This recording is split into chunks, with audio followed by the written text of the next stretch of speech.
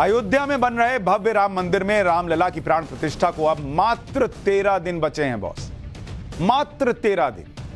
जम्मू कश्मीर से लेकर कन्याकुमारी तक और गुजरात से लेकर अरुणाचल प्रदेश तक पूरा देश राममय हो चुका है।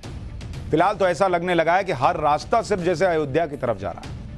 आज पाठशाला में राम भक्ति की एक एक तस्वीर आपको दिखाने जा रहा हूं। लोग कैसे राममय होते चले जा रहे हैं जैसे जैसे तारीख नजदीक आ रही है।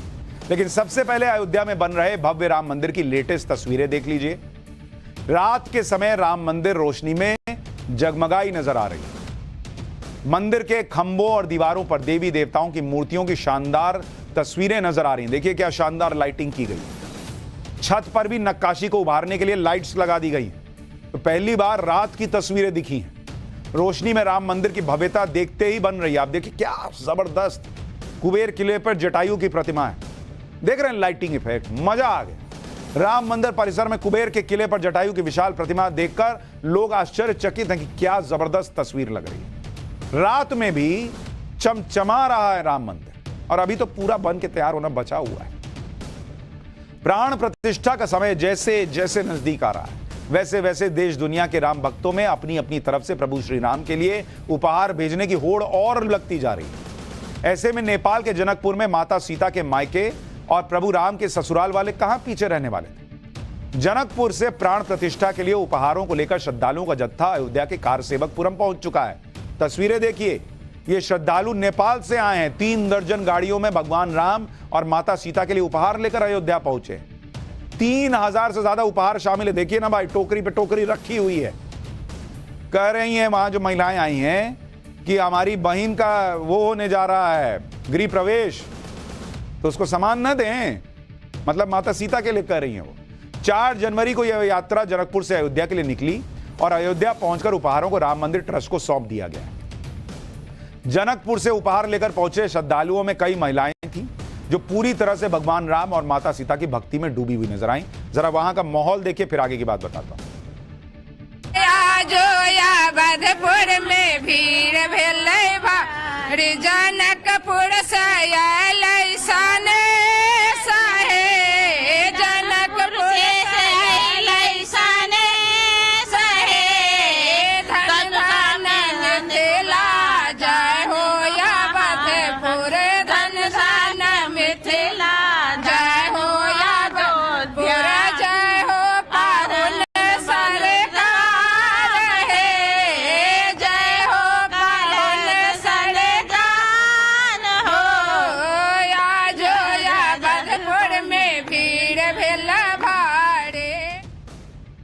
बहुत ज़्यादा खुशी है जो मेरी बेटी आज महल में जा रही है। उनके गृह प्रवेश का सामान लेकर हम लोग इस उत्सव में भाग लिए हैं। तो ये आप बताइए, आप लोगों ने कैसे सामान सोचा कि क्या क्या सामान लेना है आप लोग को? हम लोगों को पान, मखान, चूड़ा, दही, मेवा, मिष्ठान, लाई, चूड़ा, मुरही, खजूरी, पिरिकिया, मतलब मध, सूप, धनिया, तिलौरी, अदौरी, चावल, दाल, चूड़ा, सारा सामान, पान, मखान, पाग, दशरथ जी के पूरा कपड़ा, उनके पूरा परिवार का कपड़ा, सोना चांदी, यहाँ तक कि हम लोग चांदी का खड़ाव, तीर धनुष, सीता जी के लिए गहना, सारी चीज लेके आए हैं। लेकिन हम लोग के लिए, हम लोग गरीब हैं, हम लोग के लिए थोड़ा पड़ रहा है जो अपनी सीता को कुछ नहीं दे सके, बस इतना से सामान दिए हैं।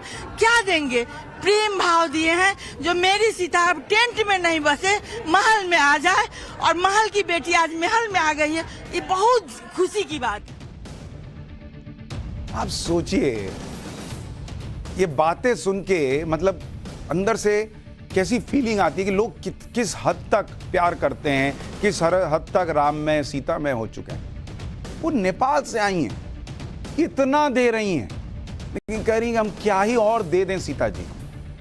हमारी बेटी महल में जा रही है टेंट से निकलकर। और जो अपने यहाँ रीति रिवाज में होता है कि भाई ससुराल के लोगों को, उनके परिवार के लोगों को कुछ कपड़ा वपड़ा दिया वगैरह वगैरह, सब देखिए ना क्या नहीं है। बर्तन दे रहे हैं, जवाहरात दे रहे हैं कि बेटी वहां जाएगी रहेगी तो उसको कुछ कुछ लगे। ये जैसे अपना व्यवहार होता है ना, वैसा सीता जी और राम जी के लिए इन लोगों का ये सेंटिमेंट है बॉस।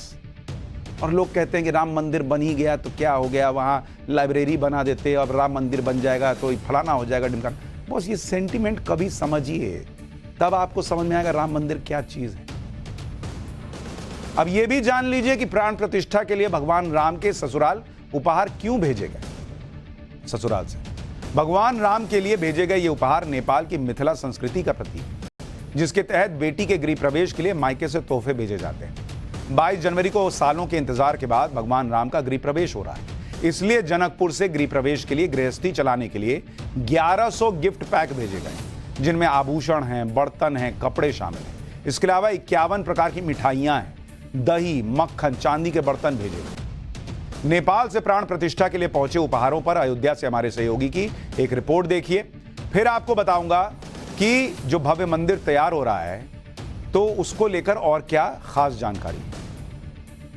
भगवान राम जब अपने नए महल, अपने नए मंदिर में जा रहे हैं तो माता सीता के परिवार वाले अपनी बहन के लिए, अपनी बेटी के लिए तमाम उपहार लेकर जनकपुर नेपाल से आ गए हैं। मैं तस्वीर दिखाऊंगा, सोने और चांदी के तमाम उपहार, आभूषण जो हैं आपको तस्वीरों में नजर आ रहे होंगे। मोतियों की माला है, सोनों की माला है, चांदियों के बर्तन हैं और तमाम ऐसी जरूरतें जो भगवान की हैं, जिनको रोजाना आवश्यकता जिनकी पड़ती है।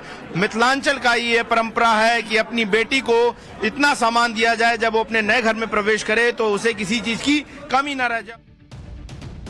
भगवान राम की जन्मभूमि पर उनका भव्य मंदिर तैयार हो रहा है, तो भगवान कृष्ण की जन्मभूमि मथुरा से भी प्राण प्रतिष्ठा के लिए उपहार भेजे जा रहे हैं। भगवान राम के श्रृंगार के लिए वृंदावन के ठाकुर बांके बिहारी मंदिर ने आभूषण भेजे जा रहे हैं। रामलला के लिए चांदी की मुरली, सोने चांदी की 2 कटोरी, चांदी की शंख उपहार के लिए तैयार की गई है।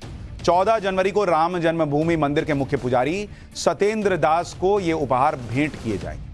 बांके बिहारी मंदिर में प्राण प्रतिष्ठा को लेकर जबरदस्त उत्साह है। मतलब एक तरह से सोचिए तो भगवान श्री कृष्ण की तरफ से प्रभु श्री राम के लिए त्योहार के लिए गिफ्ट आ रहा है। भगवान का गिफ्ट भगवान के लिए, गजब माहौल हो रखा है बॉस। 22 जनवरी को बांके बिहारी मंदिर को सजाया जाएगा और दिवाली मनाई जाएगी। सुनिए प्राण प्रतिष्ठा की तैयारियों पर बांके बिहारी मंदिर के पुजारी क्या बता रहे हैं। वृंदावन और अयोध्या में कोई भेद नहीं है, दोनों ठाकुर की लीला स्थली है। वो भगवान राम की है, ये ठाकुर कन्हैया की, हरदास के लाडले श्री बांके बिहारी जी की वो है। तो ये तो ब्रजवासियों के लिए अति उत्साह का विषय और हर्ष का विषय है कि रामलला अपने मंदिर में विराजने जा रहे हैं। तो इसी प्रारूप में ठाकुर जी को एक यहाँ की बांसुरी और ठाकुर जी का इत्र और एक शंख, जिससे रामलला की आरती होगी, वो शंख और ठाकुर जी के हार, सुंदर हार यहाँ से भेजे जा रहे हैं, जो कि सत्येंद्र दास पुजारी जी को 14 तारीख को सौंपे जाएंगे। और 22 तारीख के दिन, जिस दिन रामलला अपने भव्य मंदिर में विराजेंगे, उस दिन बांके बिहारी मंदिर की शोभा देखने लायक होगी। उस दिन मंदिर ने विशेष व्यवस्था करी है, जो मंदिर के मेन द्वार पे रंगोली सजाई जाएगी, ठाकुर जी के मंदिर को बहुत सुंदर तरीके से सजाया जाएगा। उसका उल्लास देखने लायक होगा कि ब्रजवासियों का उत्साह का प्रतिनिधित्व बांके बिहारी मंदिर करेगा कि रामलला के दर्शन, जब रामलला अपने मंदिर में जा रहे हैं, अपने घर टेंट से निकल के अपने विशेष उसमें जा रहे हैं, तो ब्रजवासियों का कितना उत्साह है, ये बांके बिहारी मंदिर की साज सज्जा और रंगोली से देख के पता लगेगा। देश भर में राम भक्ति का माहौल बन रहा है, तो प्राण प्रतिष्ठा के यजमान प्रधानमंत्री नरेंद्र मोदी भी राम भक्ति में डूबे नजर आ रहे हैं। प्रधानमंत्री मोदी ने सोशल मीडिया प्लेटफॉर्म ट्विटर पर आज भी एक राम भजन शेयर किया और लिखा कि अयोध्या के साथ देश भर में आज हर ओर प्रभु श्री राम के स्वागत में मंगल गान हो रहा है। इस पुण्य अवसर पर रामलला की भक्ति से ओतप्रोत विकास जी और महेश कुरेरेजा जी के राम भजन को भी एक बार सुनिए। इस राम भजन में पीएम मोदी अयोध्या में रामलला की पूजा करते नजर आ रहे हैं। इसके अलावा भजन में राम मंदिर का भव्य मॉडल और भगवान राम के स्वागत के लिए सज संवर रही अयोध्या की खूबसूरती भी दिखाई गई। ब्रास से बने इस ध्वज स्तंभ को नागर शैली में तैयार किया गया है। इस ध्वज स्तंभ का धार्मिक ही नहीं वैज्ञानिक महत्व भी है। यह ध्वज स्तंभ मंदिर पर लगे एक एंटीना की तरह काम करेगा, जो ब्रह्मांड की ऊर्जा को गर्भगृह तक पहुंचाएगा, कहा जा रहा है। मुख्य ध्वज स्तंभ के अलावा 6 ध्वज स्तंभ और तैयार किए गए। आप देख रहे हैं कितने विशालकाय ये ध्वज स्तंभ है, जिन्हें राम मंदिर में स्थापित किया जाएगा। भगवान श्री राम के भव्य मंदिर जो की जन्मभूमि पर बन रहा है, उसके मंदिर के शिखर पर लगने वाला ध्वजदंड जो है, आप देख रहे हैं गुजरात से 3 दिन की यात्रा करके अयोध्या पहुंच चुका है। और एक लंबा ध्वजदंड, 2 ध्वजदंड होंगे, एक छोटा एक बड़ा, और इसे राम मंदिर की शिखर पर जो है वो लहराया जाएगा। और गुजरात के विश्वकर्मा समाज की तरफ से मंदिर के हिस्से में लगने वाले इस धर्म ध्वज झंड को फिलहाल जो है यहाँ पर भेजा गया है। और ये काफी जो लंबा धर्म ध्वज झंड आपको फिलहाल तस्वीरों में नजर आ रहा होगा, आप देखें इसकी लंबाई। और इस वक्त हम श्री राम जन्मभूमि के गेट नंबर 3 पर खड़े हैं और फिलहाल इस धर्म ध्वज को संभवतः 22 जनवरी की प्राण प्रतिष्ठा से पहले जो है वो लगा दिया जाएगा। तस्वीरें आपके इस वक्त सामने हैं और ये तस्वीरें दिखाती हैं कि किस तरीके से भव्य राम मंदिर को प्रतिष्ठित करने के लिए देश भर से तैयारियां हो रही हैं। भव्य राम मंदिर में स्थापित होने वाले ध्वज दंड की खासियत भी आपको बताता हूं। दरअसल राम मंदिर के मुख्य शिखर पर स्थापित होने वाले ध्वज दंड की ऊंचाई 44 फीट है, इसकी गोलाई 1.5 फीट है, जबकि मुख्य शिखर पर लगने वाले ध्वज स्तंभ का वजन करीब 55 किलो है। इसके अलावा राम मंदिर में 6 छोटे ध्वज स्तंभ भी स्थापित किए जाएंगे। छोटे ध्वज स्तंभ की ऊंचाई 21 फीट है और छोटे ध्वज स्तंभ का वजन करीब 750 किलोग्राम है। भगवान राम की प्राण प्रतिष्ठा के लिए विशाल घंटा भी अयोध्या के लिए भेजा गया है। अष्ट धातु से तैयार किए गए इस घंटे का वजन करीब 2100 किलोग्राम है और इस घंटे को 4 साल की कड़ी मेहनत के बाद तैयार किया है। ये घंटा आप देखिए कितना बड़ा घंटा है। ये 6 फीट ऊंचा और 5 फीट चौड़ा है। इसे तैयार करने में करीब 25 लाख रुपए का खर्च आया है और इसे बनाया गया है 400 कारीगरों के जरिए। दावा किया जा रहा है कि मंदिरों में लगे घंटों में यह अब तक का सबसे बड़ा घंटा होगा। आप सोचिए ना, बहुत 6 फीट का घंटा, 6 फीट का आदमी होता है, उतना बड़ा घंटा है। अयोध्या के लिए रवाना किए जाने से पहले यूपी के एटा में धूमधाम के साथ विशाल घंटे की भी शोभा यात्रा निकाली गई। शोभा यात्रा में शामिल लोग भगवान राम के जयकारे लगाते हुए आगे बढ़ रहे हैं। लेकिन आज जो हो रहा है, ये तो तैयारी आपको दिखाई, तो ये तैयारी देखकर लोग कह रहे हैं कि बहुत ऐसा लग रहा है कि देश राम में हो गया गजब चमत्कार।